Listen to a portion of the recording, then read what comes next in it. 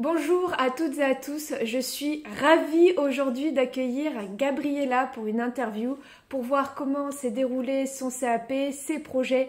Enfin, vous allez voir, nous allons poser plein de questions comme d'habitude. Alors Gabriella, bonjour, je suis vraiment ravie de t'avoir aujourd'hui.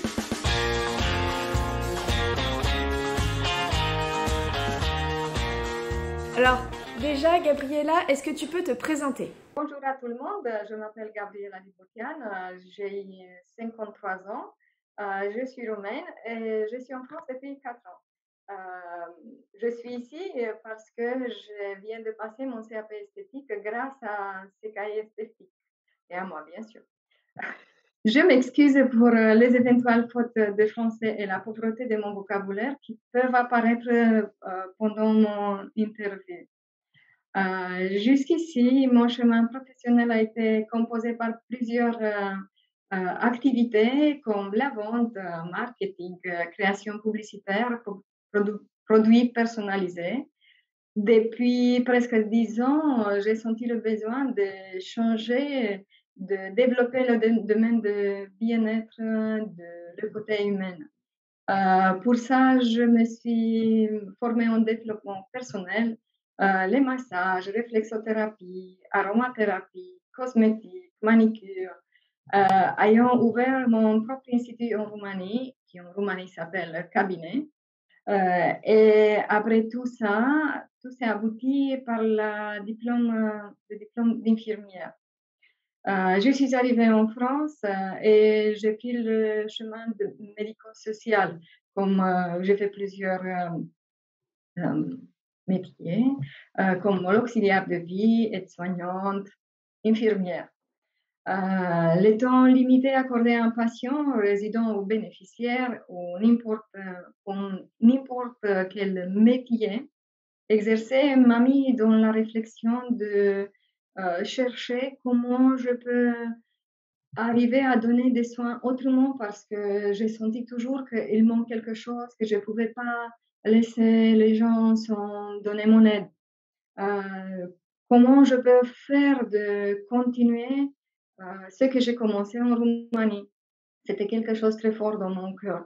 Euh, Mes recherches m'ont fait trouver la formation des socio-esthétiques, mais pour avoir accès au titre MNCP, j'ai eu besoin de CAP esthétique, malgré mes formations médico-sociales.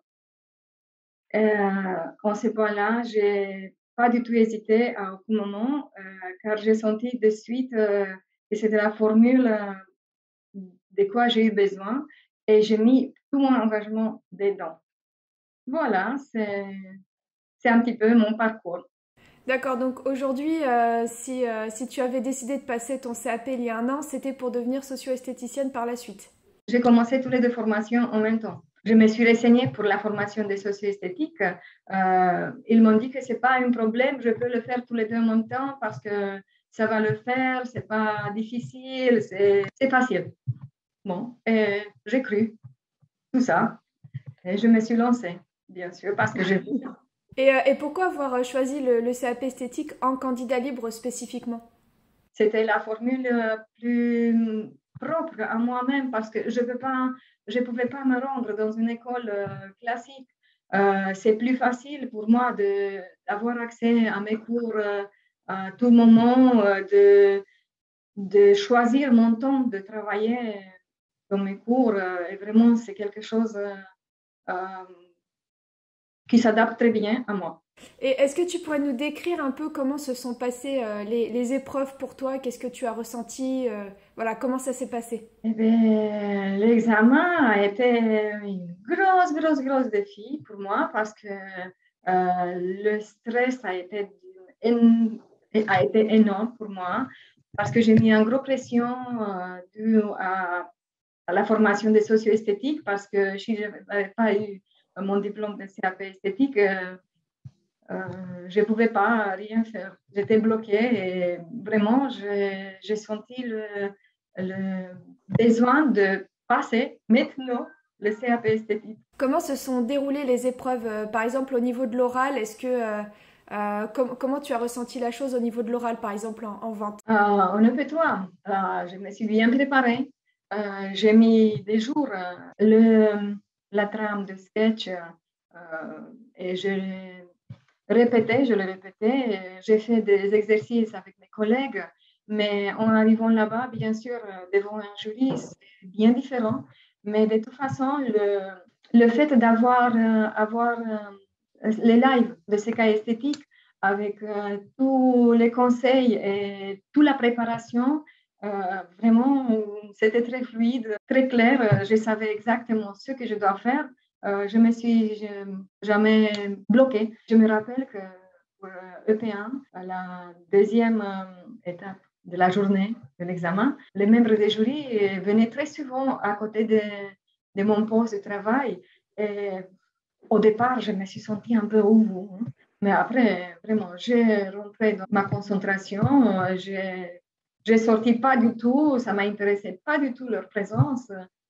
J'ai continué mon travail et c'est tout parce que je savais que c'est ça que je dois faire. Au niveau du jury, comment tu as ressenti leur présence? Est-ce qu'ils ont été sympas? Est-ce que voilà, comment ça s'est passé au niveau du jury en lui-même? Mais pour EP2, ayant une autre commission de jury, a été plus sympa. Pour EP1, on était plus exigeants, vu que l'EP1 est plus important comme épreuve, je me suis dit, comme ça. Mais ils ont été très, très présents. Et pendant mon maquillage, vraiment, une membre du jury, sa amie, m'a pas quittée. Elle a resté collée de moi pendant tout mon maquillage parce que vraiment, j'ai eu qu'un petit moment et m'a resté qu'un petit moment et j'ai mis toute la vitesse possible. De temps en temps, venait encore une ou deux membres du jury pour me regarder comment je fais, qu'est-ce que je fais. Et je pense qu'ils sont très attentifs pour pouvoir bien déceler qui va avoir le CAP et qui a droit de là. Mais grâce à tous les conseils que je l'ai eus pendant mon parcours avec ta formation, vraiment, c'est très bien passé. Quelle a été la plus grande difficulté pendant la préparation de ce CAP?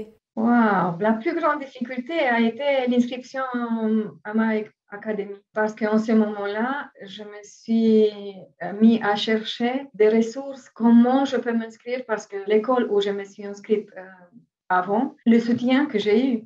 Et j'ai commencé à chercher et comme ça, j'ai trouvé une interview de Delphine. C'est cas esthétique. Bon, on va l'écouter, on va voir qu'est-ce qu'elle peut dire. Elle peut dire. Et quand j'ai entendu parler, comment j'ai vu la clarté de tes explications, bien organisées, toutes les choses, on était bien claires dans ma tête. Après, j'ai commencé à chercher d'autres qu'est-ce que tu as encore sur ta chaîne YouTube. Et j'ai trouvé plein de ressources là-bas. Et je me suis dit, eh bien, ça veut dire que cette fille est formidable. C'est exactement ce qu'il me faut. Et comme ça, je suis arrivée sur ton site où est la formation et comme ça, je me suis dit, waouh, c'est exactement ce que j'ai besoin. C'est exactement sur mon style d'apprendre, de comprendre les choses très bien organisées, structurées, tout en clair. Et comme ça, j'ai pris de suite rendez-vous avec toi et j'ai commencé la formation avec toi, malgré que j'ai eu déjà une autre formation. Ça ne m'a gêné pas du tout de me réinscrire chez toi et de continuer. Et après, avec les lives, vraiment, c'est quelque chose de très, très, très fort. La potentialité. Voilà, tous mes collègues, on a réussi à avoir le CAP. C'est quelque chose de formidable. Bah merci. Est-ce que tu aurais des conseils est-ce que tu aurais des conseils à donner à ceux qui veulent passer le CAP ou qui sont en train de passer le CAP? Eh bien, mon premier conseil, c'est prenez le live à côté du cours parce que c'est un vrai trésor de pouvoir avoir des échanges en direct avec la maîtresse. Pour moi, les lives m'ont fait très bien avancer et sans le live, vraiment, c'était un peu plus difficile pour moi parce que étant roumaine, et c'était le français, c'est pas ma langue maternelle. Vraiment, j'ai eu parfois des choses que je ne comprenais pas et j'ai eu un très grand soutien. Essayez, n'hésitez pas. C'est exactement ce qu'il me faut. Et alors maintenant que tu as validé ton CAP, tu as validé ta formation de socio-esthéticienne, quelle est ta prochaine étape? Et je suis en attendant des résultats de ma soutenance, de mon mémoire, peut-être en septembre, mais de toute façon, je souhaite ouvrir une micro-entreprise pour pouvoir offrir mes soins au monde. Voilà, au monde. Je souhaiterais être plus présente dans le milieu médico-social parce que je viens de là. Mais de toute façon, j'aimerais bien pour des gens en pleine forme, bien sûr, pour les rendre heureux. Alors, même si tu nous en as déjà un petit peu parlé, pourquoi tu as choisi Sekai? Eh bien, quand j'ai vu le contenu de cours, ça m'a de suite attiré. J'ai pris la formule gratuite pour savoir, pour pouvoir un peu farfouiller, de découvrir qu'est-ce qu'il y a dedans. Et quand j'ai vu ce questionnaire, vraiment, je me suis sentie très à l'aise parce que j'ai vu que je peux le repasser plusieurs fois, de combien de fois j'ai besoin pour bien approfondir. Après la clarté des cours, l'organisation, l'information très pertinente et aussi les lives. Vraiment, c'est très fort cette école. Et donc, du coup, selon toi, quels sont nos points forts chez Sekai Esthétique? Le point fort pour moi, c'était votre disponibilité, les réponses à mes questions. Toujours, toujours j'ai eu des réponses. J'ai pas eu de attends, on va chercher, on va prendre un créneau. Non, non, non, ça marche pas comme ça. Et si c'est ils sont toujours les réponses bien.